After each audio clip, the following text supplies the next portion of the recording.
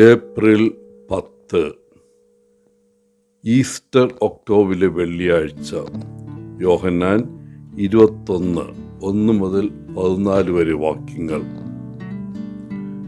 യേശുവിൻ്റെ പുനരുത്ഥാനത്തിന് ശേഷം ശിഷ്യന്മാർ ഗലീലി കടൽ എന്നറിയപ്പെടുന്ന തിബേരിയാസ് കടൽ തീരത്തെത്തി പരിചിതമായ ഒരു പ്രവർത്തനത്തിൽ ഏർപ്പെട്ടു, അതായത് മീൻപിടുത്തം. രാത്രി മുഴുവൻ അവർ പരിശ്രമിച്ചിട്ടും അവർക്കൊന്നും ലഭിച്ചില്ല. യേശുവില്ലാതെ അവരുടെ ഫലശൂന്യമായ അധ്വാനം ഇത് എടുത്തു കാണിക്കുന്നു. ക്ഷീണത്തിൻ്റെയും നിരാശയുടെയും ഈ നിമിഷത്തിലാണ് യേശു കരയിൽ പ്രത്യക്ഷപ്പെടുന്നത്. നമ്മുടെ ഇടയിൽ നമുക്ക് അവനെ പെട്ടെന്ന് തിരിച്ചറിയാൻ കഴിഞ്ഞേക്കില്ലെങ്കിലും അവനെപ്പോഴും സമീപത്തുണ്ട് എന്നതിൻ്റെ ഒരു ഹൃദയസ്പർശിയായ ഓർമ്മപ്പെടുത്തലാണത്. യേശു ശിഷ്യന്മാരെ ആർദ്രമായി മക്കൾ എന്ന് വിളിക്കുന്നു. അവരോടുള്ള തൻ്റെ വാത്സല്യവും കരുതലും പ്രകടമാക്കുന്നു. ഈ പ്രിയപ്പെട്ട പദം യേശുവിന് തൻ്റെ അനുയായികളോടുള്ള ആഴമായ സ്നേഹത്തെയും കരുതലിനെയും പ്രതിഫലിപ്പിക്കുന്നു. തൻ്റെ ആട്ടിൻകൂട്ടത്തെ നയിക്കുന്ന ഒരു പോഷണവും സംരക്ഷണവുമുള്ള ഇടയൻ എന്ന നിലയിൽ തൻ്റെ പങ്കിനെ ഊന്നി പറയുന്നു.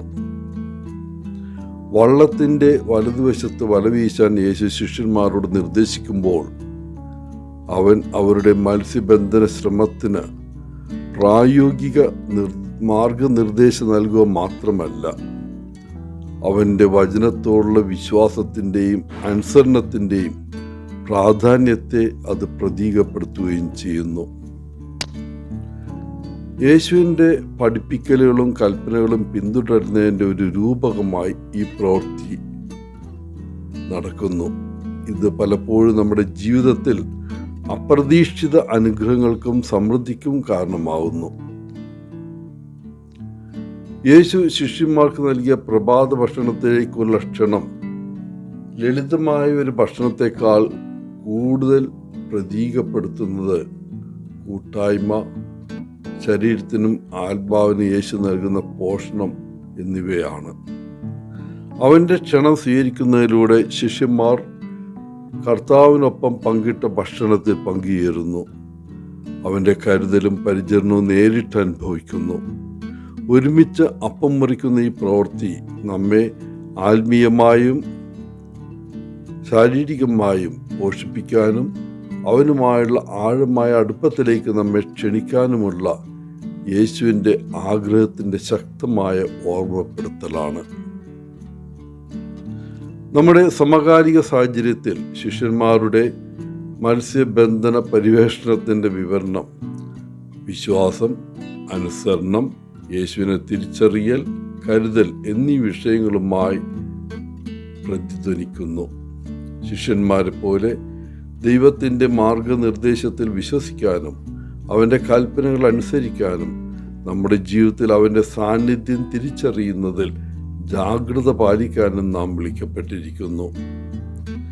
ഈ ഉറച്ച വിശ്വാസത്തിലൂടെയും ആത്മീയ അവബോധത്തിലൂടെയും യേശു നൽകുന്ന സമൃദ്ധമായ അനുഗ്രഹങ്ങളിലും കൂട്ടായ്മയിലും നമുക്ക് പങ്കുചേരാം.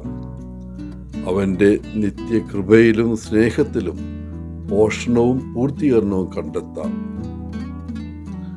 അവസാനമായി, തിബീരിയാസ് കടൽ തീരത്ത് ശിഷ്യന്മാർക്ക് യേശു പ്രത്യക്ഷപ്പെട്ടതിൻ്റെ വിവരണം, അവൻ്റെ പുനരുദ്ധാനം, തുടർച്ചയായ സാന്നിധ്യം, അനുയായികൾക്കായുള്ള അചഞ്ചലമായ കരുതൽ എന്നിവയുടെ ഹൃദയസ്പർശിയായ ഓർമ്മപ്പെടുത്തലാണ് ഇന്നത്തെ സുവിശേഷം. അവൻ്റെ മാർഗനിർദ്ദേശത്തിൽ വിശ്വസിക്കാനും അവൻ്റെ പ്രവൃത്തിയെ തിരിച്ചറിയാൻ ആത്മീയ അവബോധം വളർത്തിയെടുക്കാനും അവൻ വാഗ്ദാനം ചെയ്യുന്ന സമൃദ്ധമായ കരുതലിലും കൂട്ടായ്മയിലും പങ്കുചേരാനും ഇത് നമ്മെ ആഹ്വാനം ചെയ്യുന്നു. പ്രിയപ്പെട്ടവരെ, നമുക്ക് അവൻ്റെ വിളി ശ്രദ്ധിക്കുകയും വിശ്വാസത്തിൽ നമ്മുടെ വലകൾ വീശുകയും നമ്മുടെ ജീവിതത്തിൽ അവൻ്റെ സ്നേഹത്തിൻ്റെ പരിവർത്തന ശക്തി സ്വീകരിക്കുകയും ചെയ്യാം. എല്ലാവർക്കും നല്ലൊരു ദിനം ആശംസിച്ചുകൊണ്ട് ഒത്തിരി സ്നേഹത്തോടെ ഓളച്ചൻ CSSR ഫ്രം കേരള.